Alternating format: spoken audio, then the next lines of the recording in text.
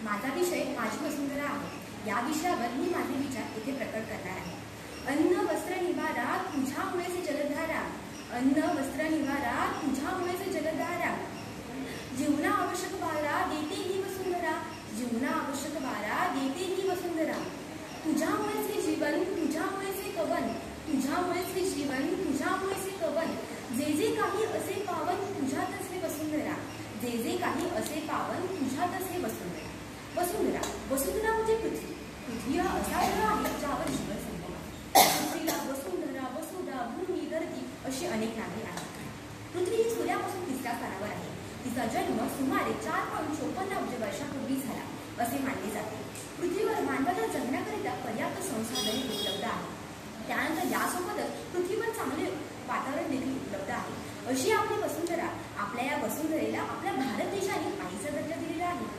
आई म्हणजे जी आपल्याला माया करते, आपलं संवर्धन करते, आपल्याला नेहमी जपते, आपल्याला निस्वार्थपणे सर्वस्व देते, तशीच ही वसुंधरा देखील आहे। जी आपल्याला आपलं सर्वस्व देते, आपल्यासाठी झटते, आपल्यावर माया करते, आपल्यावर प्रेम करते आणि निस्वार्थपणे आपलं सर्वस्व आपल्याला दान करते। त्यामुळेच आपल्या या भारत देशाने वसुंधरेला आईचा दर्जा दिलेला आहे।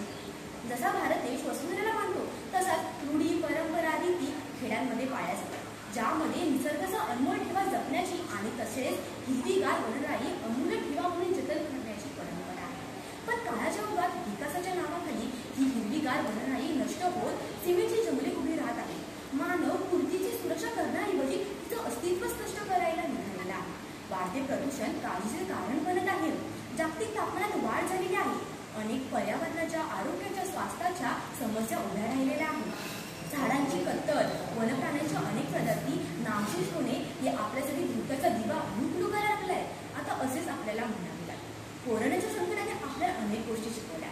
लॉकडाऊनच्या काळात अनेक ठिकाणी गाड्यांचा वापर कमी झाला, त्यामुळे प्रदूषणात घट झाली। आपण सर्वजण विकासासाठी झाडं तोडतो, झाडांना कापतो, पण नंतर ऑक्सिजन मिळवण्यासाठी यंत्रणा वापरत असतो। माझी वसुंधरा माझी वसुंधरा हे अभियान म्हणूनच आपल्या वसुंधरेला, आपल्या पृथ्वीला हे अभियान अतिशय उत्कृष्ट असे आहे।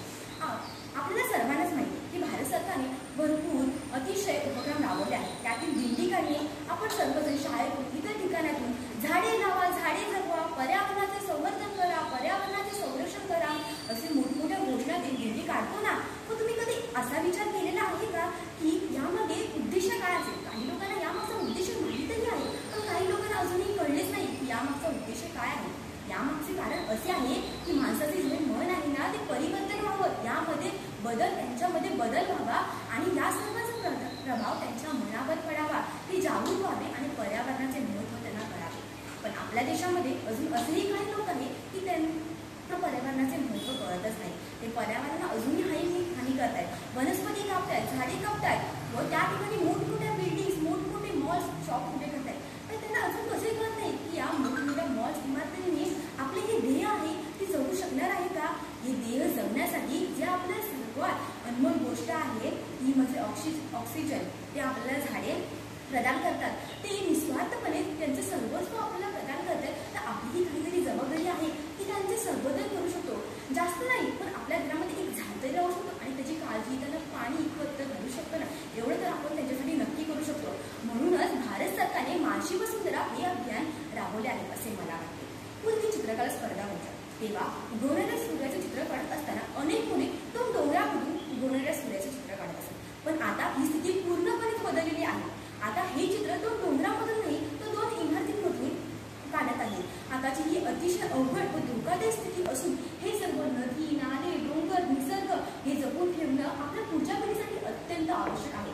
यासाठी माझी वसुंधरा माझी जबाबदारी ही शीत वाक्य सर्वांनी अंगीकारले पाहिजे आणि यासाठी माझी वसुंधरा मी कशी संबोधन करणार हे सर्वांची जबाबदारी आहे, असा विचार सर्वांनी केला पाहिजे। यासाठी वृक्षतोड थांबवणे, प्लॅस्टिकच्या पिशव्यांचा वापर न करणे, वृक्षारोपणासारखे कार्यक्रम राबवणे, कचऱ्याची योग्य विल्हेवाट करणे अत्यंत आवश्यक आहे।